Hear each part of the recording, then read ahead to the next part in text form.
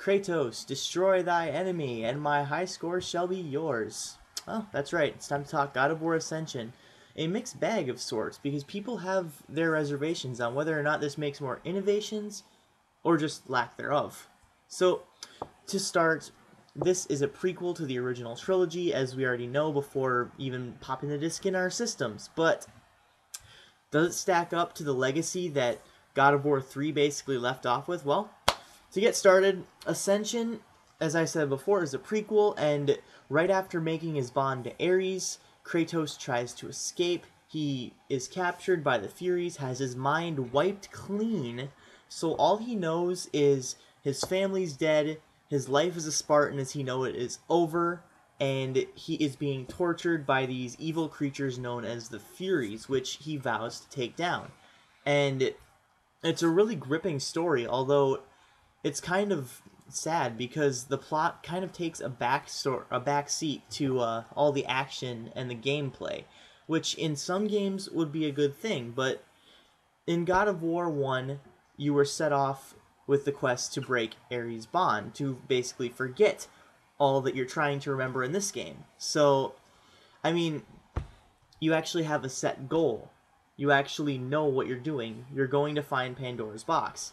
In the second one, you know you're going to find the Sisters of Fate. You know that's what your goal is. You know that's what you're setting out to do. But really, in this game, it's, okay, he's trying to find the truth. That's a little vague, isn't it? I mean, it really doesn't add up at all. Okay, he's trying to remember stuff, but why is he going to all these various locations to get caught by the Furies, to get pummeled by endless hordes of, like, troops and whatever? Okay, so I'm going to go through the bad first, all my negative points, just get that out of the way, and then I'm going to get into the good, because if I end on a sour note, it's going to make the game look bad. Okay, so the things that really need to work, that they really need to work out, are the endless hordes of creatures that come in and try to attack you. Okay, so close quarters combat, all that stuff, the blades and stuff have been revamped a little bit. You still get your standard plume of Prometheus that's in every single game, but the combat kind of needs work a little bit. And the combat area itself, like every time you're fighting off creatures or whatever they are, mythical creatures, you're basically cornered in a little room. Yeah, they did that before with God of War 2, God of War 3, all of them basically, but at least you felt like you were getting somewhere. Sometimes it just feels like you're swinging around your little blades of chaos and they don't do shit. It's an annoying feeling, really. I mean, you're stuck on a circular platform, and it's a smaller area, really, than what was in God of War 2 or God of War 3. My favorite's 2, so that's why I'm probably going to keep bringing it up and comparing the two. But it does bring back the atmosphere of the first two within the graphics and a little bit of the gameplay. So, but the plot definitely does take a backseat to the action and the puzzles and stuff like that. But really, there's no direction in anything you do. So, I mean, it feels like you're just doing things just because Kratos feels like doing things, or just because the developers are pushing you in a certain direction, and in order to beat the game, you have to go there, even if you don't know what's going on. So that's one of my main gripes, probably the biggest gripe with it. Although, sometimes I love the game so much that I just wanted to brag about it to my friends that, you know, I have this game, it's so amazing, I love it. Other times I just wanted to sell the fucking thing. I mean, it was annoying in spots, just being cornered by these gorgons and the centaurs and just whatever they are, especially in this part, like, towards the end, like 7/8 of the way towards the end, you have to go on this circular platform, and these things rise up with these flamethrowers. And another thing that is really prevalent throughout the game is autosaves. That's right, folks. No more save point, no more golden shroud of light to save your game. It saves it for you, which, again, I don't really have a problem with, but at the same time, it needs to know when to save. That part really annoyed me. It almost made me sell the game and just, like, give up on it. That was that one part, though.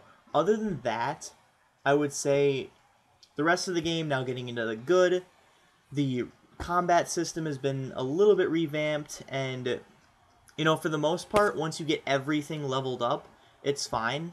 And you get these elements instead of magic, because he's not like a god of war yet or anything like that. You get elements. Well, 3 elements and then the souls of Hades as usual. So to start, in order to get your actual magic spell, you have to level up your magic all the way, which I don't really have a problem with, because it really forces you to strategize on how you're using your red orbs in order to power things up. Either go with the blades or go with the magic. It really depends on what your forte really is for using that stuff. Another thing that's really prevalent is the magic meter is broken into various sections to show how many times you can use the magic, and that I really like that. They should have done that with all the other games. It really helps to tell you to ration off your magic. It really helps you conserve it if you really need to. So another really good thing about this game is the graphics and the gameplay and just everything in God of War 3, especially the visuals. I mean, for some reason I just can't get over it. It's dark and depressing kind of, and for some reason it just like it hurt my eyes to look at a little bit. I couldn't see where I was, and it's just maybe it's just me who's having that problem, but they really did go out of their way to bring back the atmosphere of the first 2 games, and I really do appreciate that in God of War Ascension. It's a really great experience, and the puzzles are just phenomenal. My favorite one is probably the furnace one. That one's really fun. So a lot of these puzzles are just really fun to complete, even though, as I said before, the plot really does take a backseat to all the action and the puzzles. With the puzzles, it really does help, and it really is really fun, actually. And I don't know, that's pretty much all I have to say about it. The puzzles really aren't as hard this time around, but they do pose a little bit of a challenge if you don't know what you're doing. Another new thing is like an amulet kind of relic that you get that can reconstruct and deconstruct things, basically heal and decay. And you can use that on certain structures like bridges and such, bridges and the like, and cities, and just things like that. You can reconstruct them to make a pathway so you can get to where you need to go. Another one is the Eyes of Truth that takes away magical barriers. So it doesn't do anything against enemies, which is really sad. And then you get the Heart of Orcos, which lets you be in 2 places at once, and it's really cool when it's used in combat because you can have 2 of yourself fighting at the same time. It's really cool.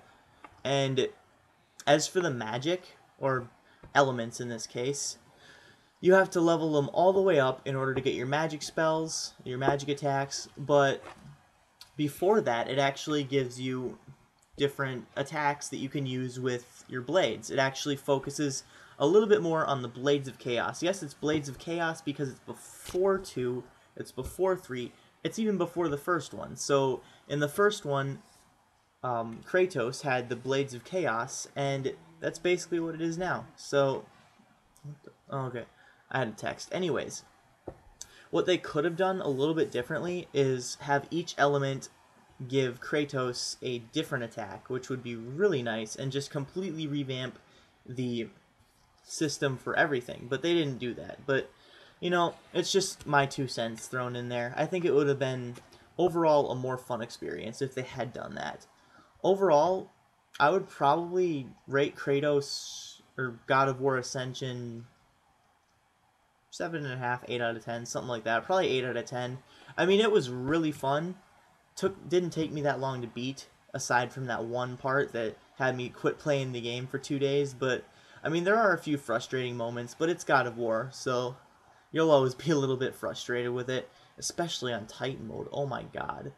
There are these relics that you can find, actually, and decayed chests that you can rebuild, and they're a lot of fun to find. So, this game sparked a little bit of controversy, actually, recently, because there is a trophy called Bros Before Foes, and guess what it was called before? Yes, Bros Before Hoes. Oh my god, they said ho in the God of War game. It's just, like, really? Why? Why the fuck does it matter? That's like accusing Assassin's Creed 3 of being anti-British. Oh, wait, yeah, they already did that. So, controversy, it has controversy, of course, but it's a God of War game. I mean, there's boobs everywhere. Which reminds me, there's actually this little fake sex scene in the beginning of the game.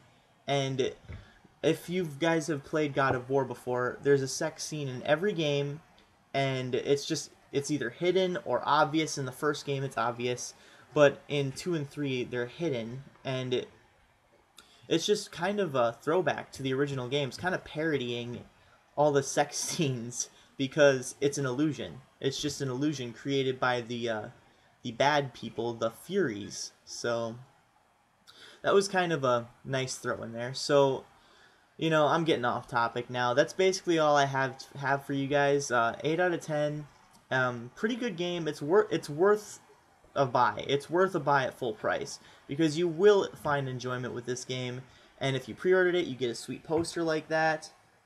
And I have one for Assassin's Creed Black Flag too.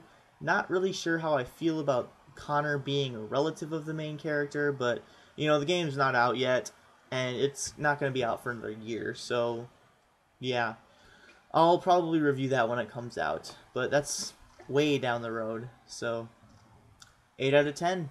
This is Midnight Strike 3625. Thank you very much for watching. Keep calm and rock on.